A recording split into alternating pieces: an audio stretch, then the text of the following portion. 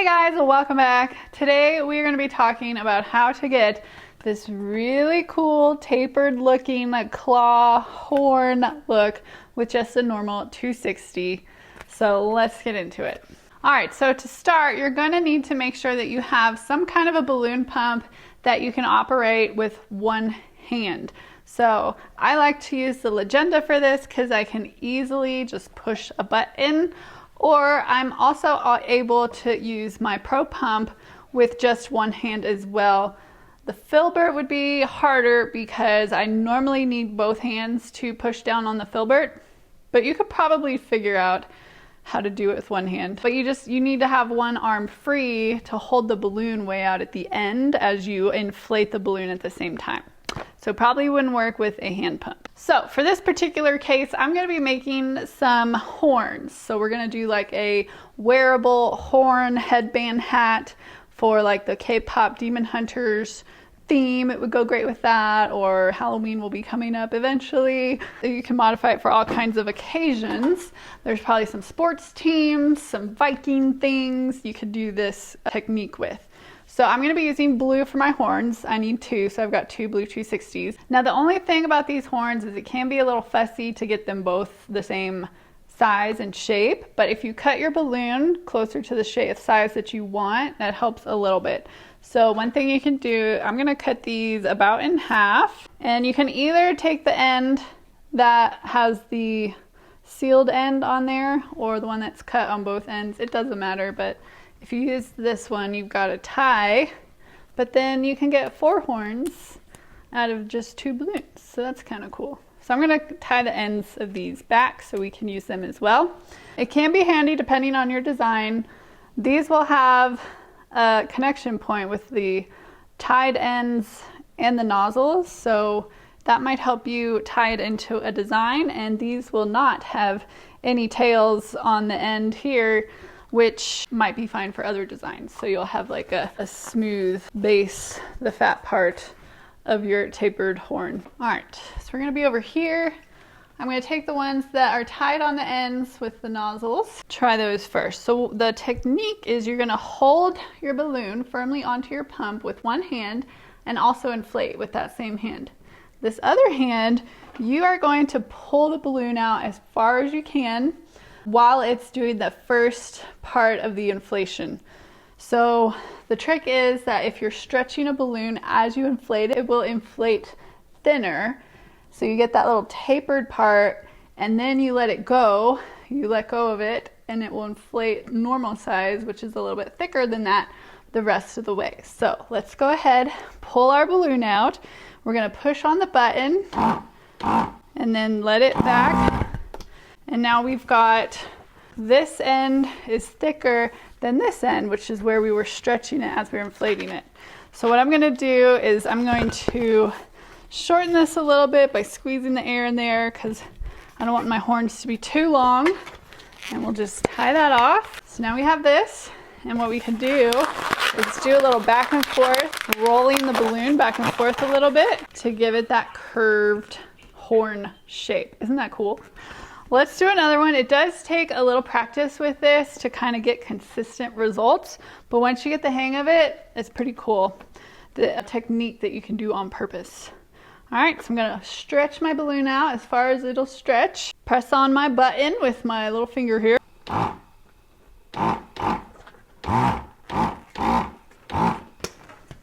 All right, so you kind of do just very short pushes on that button so that you don't accidentally get too long of a skinny section or not enough of a thick section or whatever. So I'm going to take my other one here and just hold it up to see how much air I need to let out. Those look about even. I'll tie that off. And I'm going to cut off my tails here at the tapered nozzle end. And now this one needs to be curved. Just take it around the middle. Just do a back and forth little rolling motion. Get that nice curved tapered looking horn. Isn't that cool? All right, we can even do this with my Pro Pump. I think the side facing is a little bit easier for this job. You just take your pump, place it on there, hold tight. We're gonna come out to the very tip end of our balloon, pull it tight.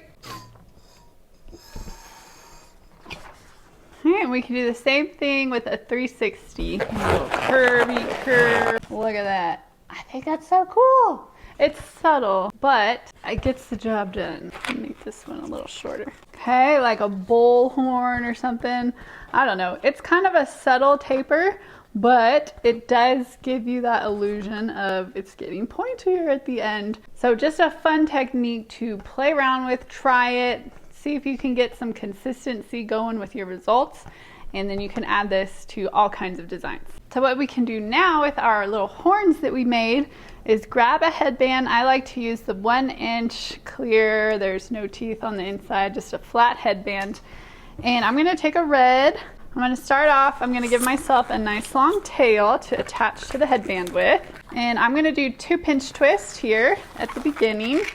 So a small round bubble and 1 more. Don't lose your tail. You gotta keep an eye on where that is, because we're gonna take this, we're gonna place it kind of off to the side, the top and the side of the headband. Pull that nozzle underneath once and then back up into the pinch twist.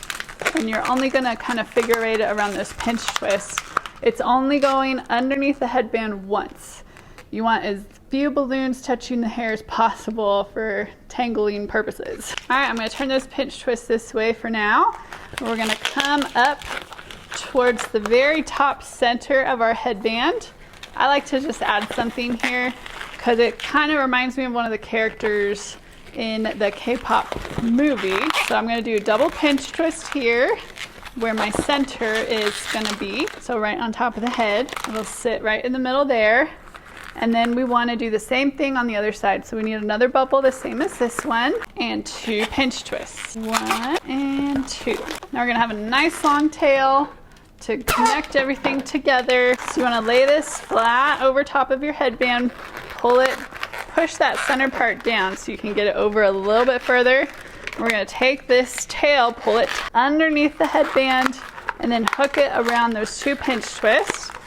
And then one other thing you can do is if you can't get it to sit as flat on the headband as you want, you can take this long tail, we can just bring it, stretch it right over, up and over the center of those pinch twists, and you can do one go around and secure it in those pinch twists. Okay, so now that's gonna sit right on top of that headband.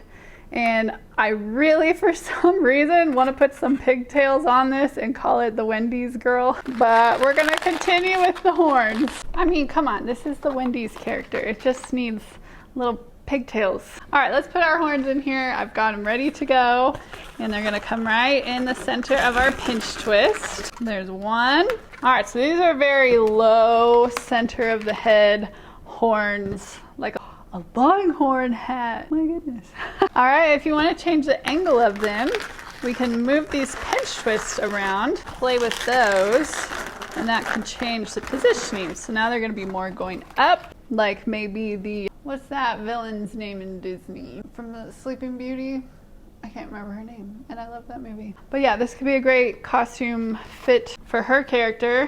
What is her name? And then for this character that I'm going for, I'm actually going to take a reflex blue 5-inch round, just inflate it a little bit. It doesn't have to be over the top, and we're going to put that in that center pinch twist area. Cut any tails that are hanging. You definitely don't want them getting wrapped up in someone's hair. And there is our final result. Voila! This is fun. So you can make these horns as long or as short and stubby as you like. If you do still have any 321s around in your old stock of balloons, those are perfect for this.